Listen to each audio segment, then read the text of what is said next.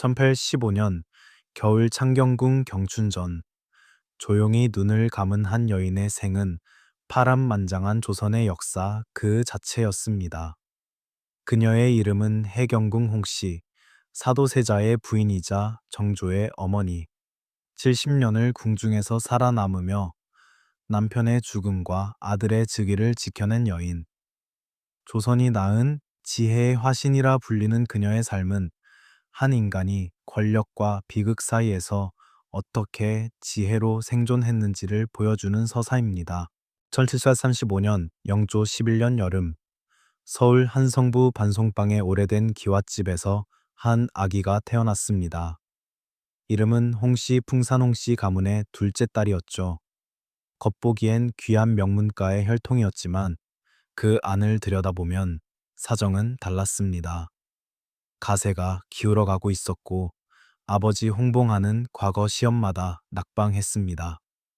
어머니 한산희 씨는 살림을 꾸리느라 늘 바빴지만 그런 어려움 속에서도 딸의 눈빛만은 유난히 맑고 또렷했다고 전해집니다.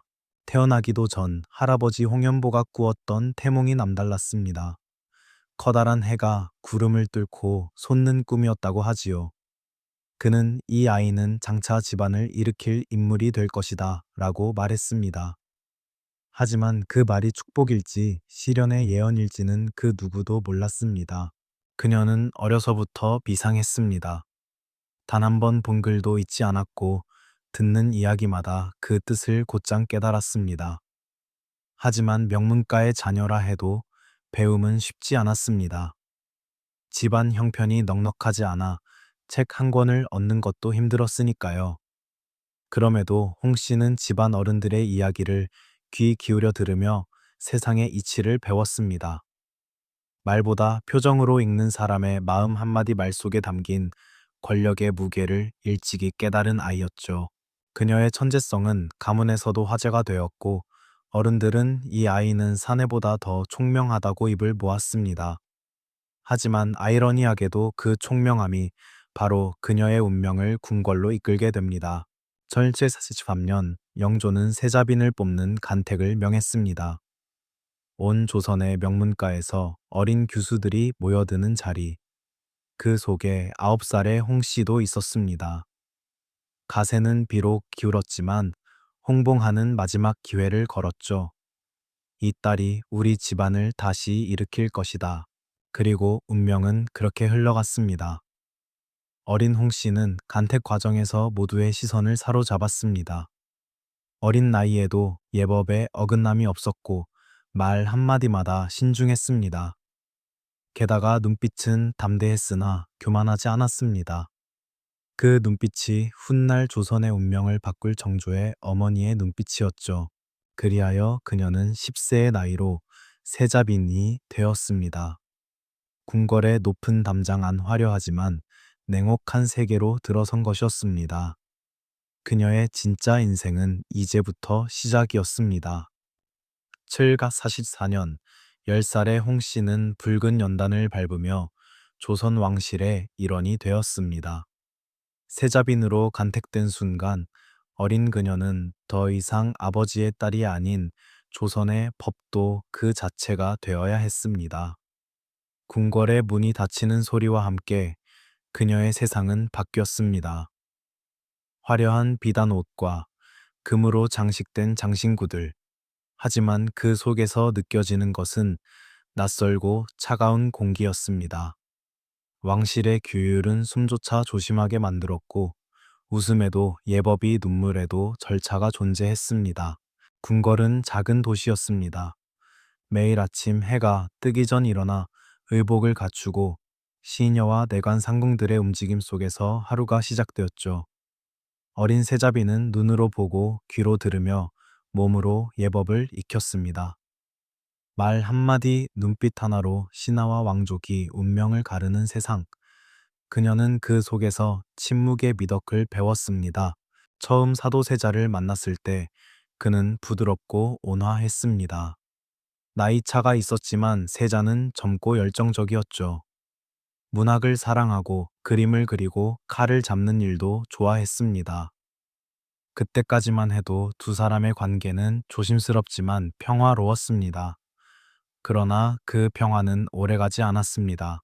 시간이 흐르면서 세자의 마음속에는 알 수 없는 불안과 어둠이 자라났습니다.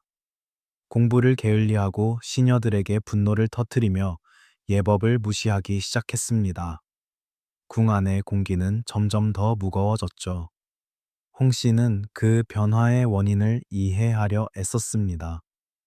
남편의 마음속에 자리한 고독과 억압, 그리고 아버지 영조의 강압적인 교육. 그것이 세자를 병들게 한 것이었습니다. 그녀는 그때부터 모든 걸 마음에 새기기 시작했습니다. 말하지 않아도 기록했고, 눈에 보이지 않아도 기억했습니다. 훗날에 남길 그 모든 고통의 시작이 이 시절이었죠. 하지만 아직은 어린 그녀에게 감히 세자에게 반기를 들 용기는 없었습니다. 대신 하루하루를 견디며 자신에게 이렇게 다짐했습니다. 나는 살아남아야 한다. 이 아이를 그리고 나 자신을 위해. 그녀의 시련은 이제 막 첫걸음을 뗀 것이었습니다. 1752년 18세의 해경궁 홍씨는 아들을 낳았습니다. 훗날 조선의 성군으로 불릴 정조였습니다. 그날 그녀는 눈물 속에서 웃었습니다. 이 아이만큼은 아버지처럼 외롭지 않게 자라길. 그러나 세월은 그 소망을 무참히 짓밟았습니다. 남편 사도세자의 병세가 걷잡을 수 없이 깊어지기 시작한 것입니다. 처음엔 단순한 기행이었습니다. 공부를 게을리하고 무예만 즐기던 세자가 점차 분노를 조절하지 못했습니다. 날카로운 시선, 갑작스러운 폭언 이유 없는 살육 궁중은 그를 두려워했습니다. 누구도 감히 그의 눈을 똑바로 마주치지 못했습니다. 그리고 그 곁에는 늘 어린 아들과 젊은 아내가 있었습니다. 해경궁은 공포 속에서도 남편의 병을 이해하려 애썼습니다. 혹시 그가 아버지 영조의 냉대에 짓눌린 건 아닐까?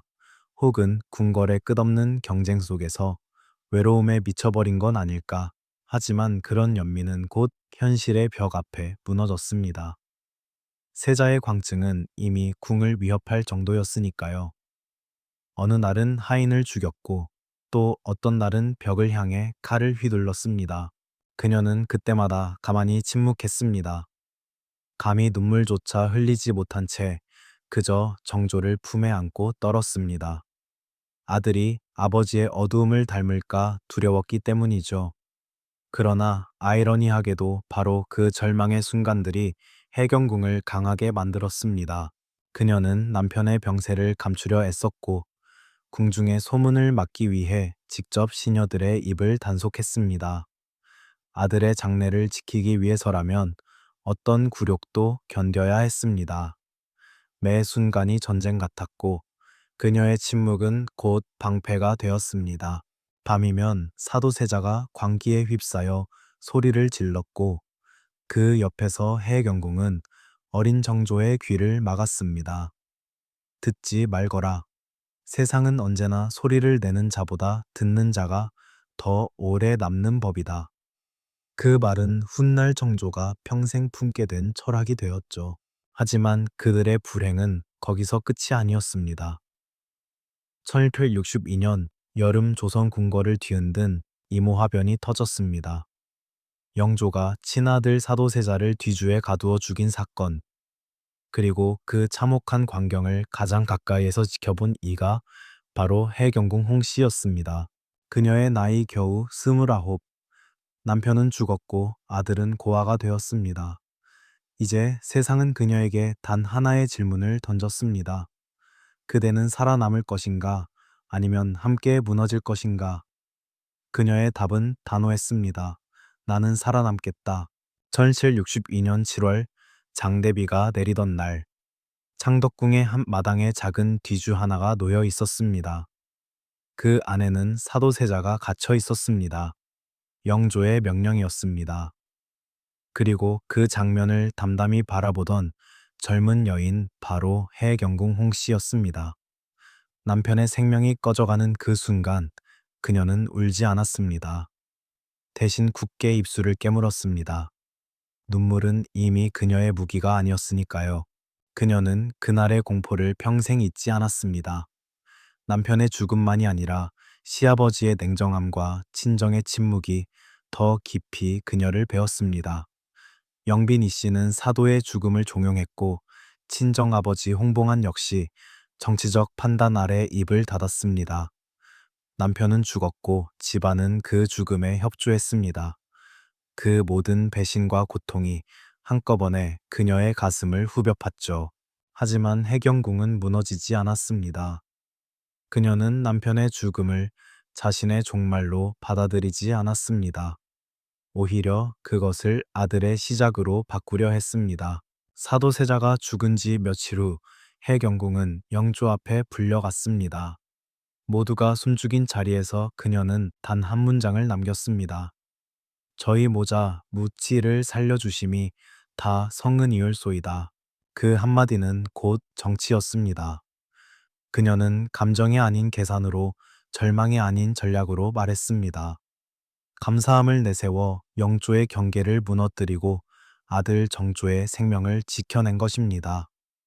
그 순간 해경궁은 단순한 미망인이 아니라 궁중의 가장 냉철한 정치가로 거듭났습니다.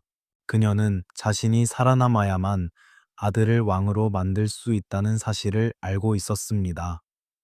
그리고 그 첫 번째 승부수가 바로 정조를 영조에게 맡기는 결정이었습니다. 세상 모든 어머니에게 불가능한 선택이었지만 그녀는 단호했습니다. 아버지의 곁에 두어야 합니다. 그래야 살아남을 수 있습니다.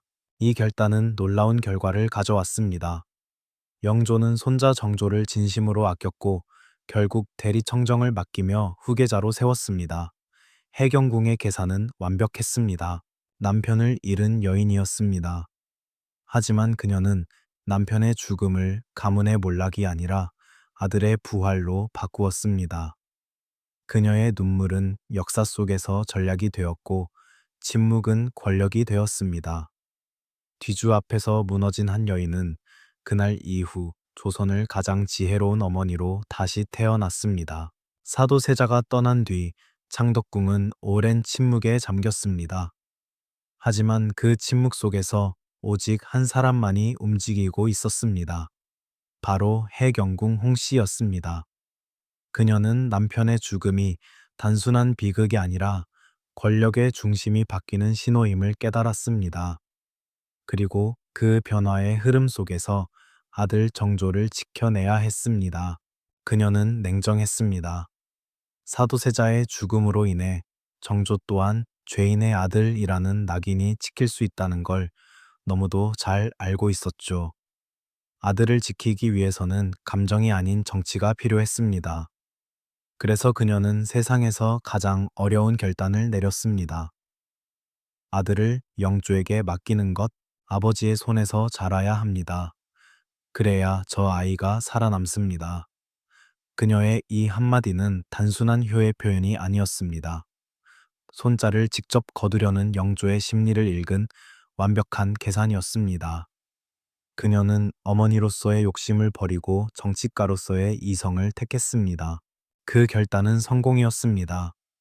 영조는 손자에게서 죽은 아들의 모습을 보았고 점점 마음을 열었습니다. 정조는 영조의 곁에서 예법을 배우고 통치의 기틀을 익히며 성장했습니다. 해경궁은 멀리서 그 모습을 지켜보았습니다. 어린 아들을 품에 안고 싶었지만 그녀는 매번 스스로를 다그쳤습니다. 지금은 어머니가 아니라 조선의 사람으로 살아야 한다. 하지만 해경궁의 시련은 아직 끝나지 않았습니다. 정조가 성장해 세손의 자리에 오르자 세상은 다시 한번 그를 흔들었습니다. 1769년 15세의 세손이 기방에 출입했다는 소문이 돌았습니다. 아버지 사도의 그림자를 떠올리게 하는 사건이었죠. 해경궁은 이 일의 심각성을 누구보다 빨리 알아차렸습니다. 이 일은 단순한 일탈이 아니라 정치의 공격이 될 것이다. 그녀는 즉시 친정아버지 홍봉한을 찾아가 도움을 요청했습니다. 그러나 그는 거절했습니다. 정치의 눈치를 본 것이었죠. 그러자 해경궁은 놀라운 행동을 했습니다. 단식 농성. 그녀는 며칠 동안 음식을 입에 대지 않았습니다. 아들의 명예를 지키기 위해 스스로를 희생한 것입니다. 결국 홍봉안이 움직였고 사건은 조용히 수습되었습니다. 하지만 그 이후로 해경궁은 깨달았습니다. 나는 더 이상 누군가에게 의지할 수 없다. 그녀는 그날 이후 궁중의 세력과 권력의 흐름을 직접 읽고 대응하기 시작했습니다. 아들을 보호하기 위해서라면 누구도 믿지 않았고 어느 한쪽에도 서지 않았습니다. 그녀는 조용히, 그러나 분명히 조선의 어머니로 성장하고 있었습니다. 그녀의 정치적 감각은 냉철했지만 그 안에는 언제나 모성의 뜨거움이 숨쉬고 있었습니다. 그녀의 지혜는 이제 단순한 생존이 아니라 미래를 설계하는 힘치로 변해가고 있었습니다. 정조가 왕위에 오른 뒤 해경궁 홍씨의 삶은 겉으로 보기엔 평온해 보였습니다. 그러나 그 속은 여전히 폭풍의 중심이었습니다. 왕의 어머니가 되었지만 그녀는 안락함 대신 긴장 속에 살았습니다. 왕권 강화를 위해 정조가 외척 세력을 숙청하기 시작했기 때문입니다. 그 외척의 중심에는 다름 아닌 해경궁의 친정 풍산 홍씨 가문이 있었습니다. 1778년 그녀의 삼촌 홍인한이 사사되었고 1801년에는 동생 홍낙임이 천주교 신자라는 죄목으로 처형당했습니다. 아들이 왕이 되었음에도 친정은 하나씩 무너져 갔습니다. 그녀는 아들의 결정을 이해했습니다. 정조는 새로운 조선을 만들기 위해 피를 흘려야 했습니다. 하지만 그 피가 자신의 혈육이었다는 사실이 그녀의 마음을 갈기갈기 찢었습니다. 그녀는 정조에게 직접 항의하지 않았습니다. 대신 조용히 묵묵히 기다렸습니다. 왕이 되었다는 것은 곧 외로움과 단절을 감수하는 일이다. 그녀는 그것을 너무도 잘 알고 있었죠. 아들이 걸어야 할 길이 험하다는 걸 이해했기에 그녀는 침묵으로 그를 지켰습니다. 해경궁의 이런 절제는 단순한 체념이 아니었습니다. 그것은 지혜였습니다. 감정의 폭발은 한순간이지만 기다림은 세상을 바꾸는 힘이 될 수 있다는 걸 그녀는 알았습니다. 그래서 그녀는 고요히 때를 기다렸습니다. 철경주 5년 해경궁의 회갑이 다가오자 정조는 어머니를 위해 화성행궁에서 성대한 잔치를 열었습니다. 그 행사는 단순한 생일 잔치가 아니었습니다.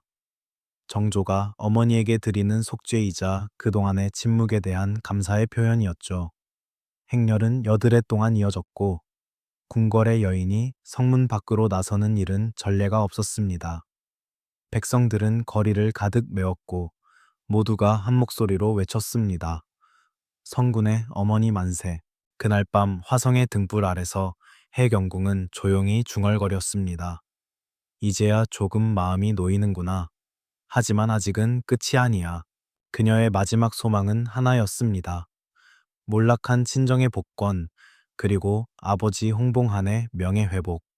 그 소망을 이루기 위해 그녀는 다시 긴 인내의 시간을 선택했습니다. 30년 한 세대의 세월이 흐른 뒤에야 그 기다림은 결실을 맺게 됩니다. 그녀의 인내는 역사가 기억한 시간을 다스린 지혜였습니다. 1795년 해경궁 홍씨의 회갑을 맞아 정조는 세상에 없던 잔치를 준비했습니다. 수원 화성행궁.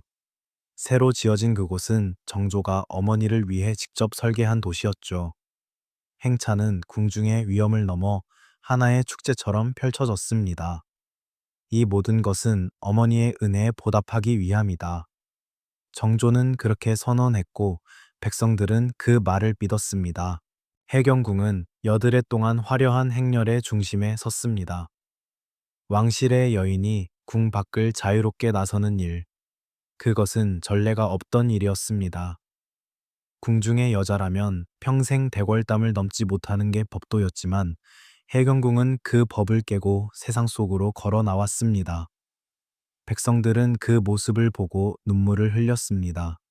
사도세자의 비정조의 어머니가 이렇게 환하게 웃다니. 그러나 해경궁의 마음속에는 여전히 지워지지 않은 그림자가 있었습니다. 남편 사도세자의 억울한 죽음, 그리고 몰락한 친정의 운명. 그녀는 회가변의 환호 속에서도 조용히 기도했습니다.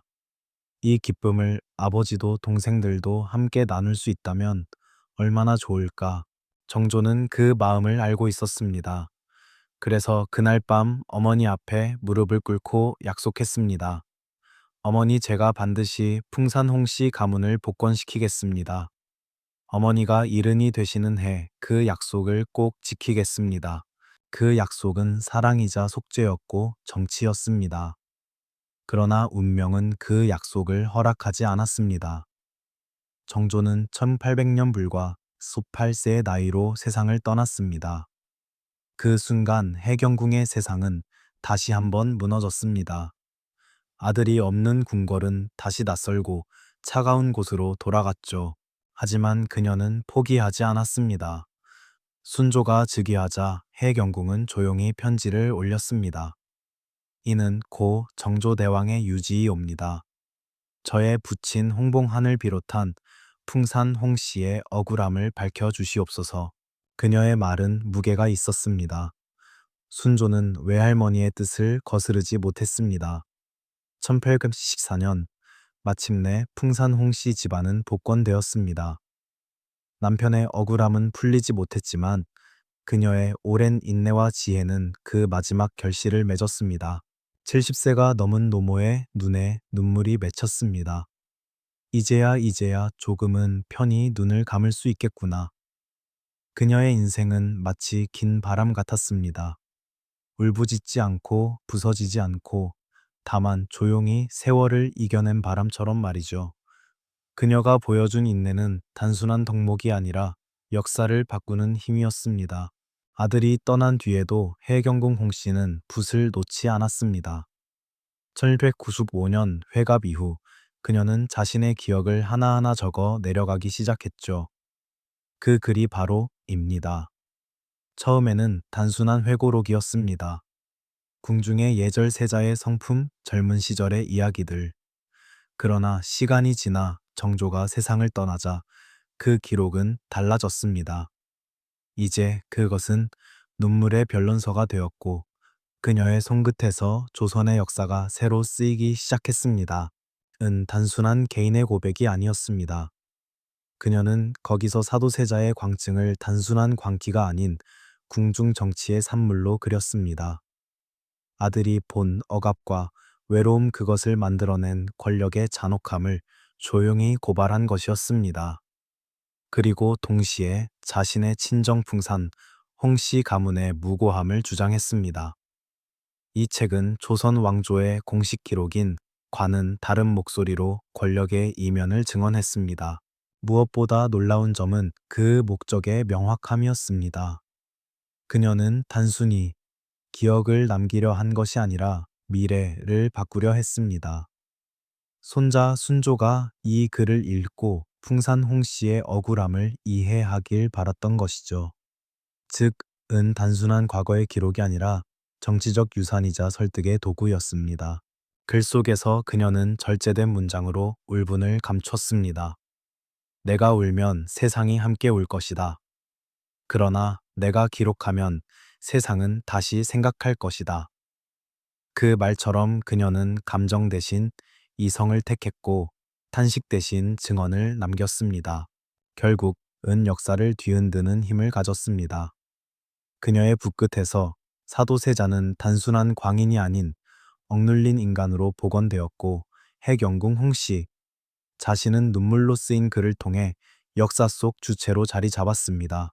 기록은 그녀의 최후의 무기였습니다. 칼로는 왕을 세울 수 없었지만 글로는 진실을 남길 수 있었습니다. 은 그렇게 한 여인이 자신의 삶과 명예를 구원한 역사의 문장이 되었습니다. 정조는 늘 말했습니다. 어머니의 총명과 박식함은 내가 감히 따를 수 없다.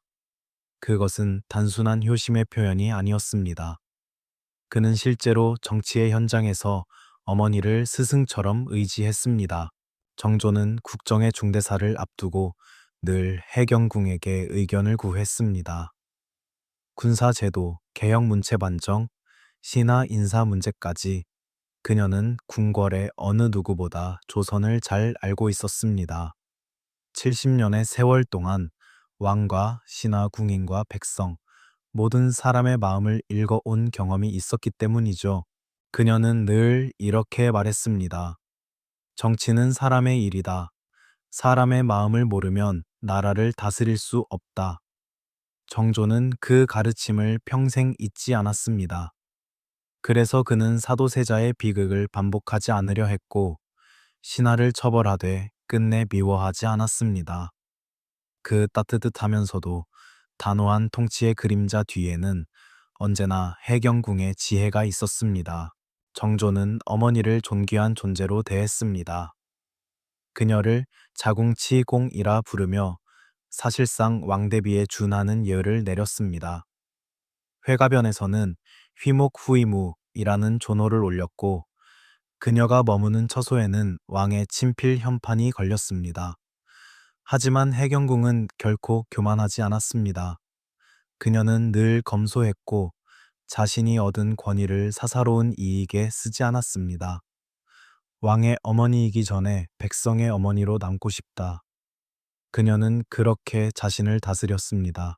그녀의 지혜는 단지 정치의 수단이 아니었습니다. 그것은 인간을 이해하는 깊은 통찰에서 비롯된 것이었습니다.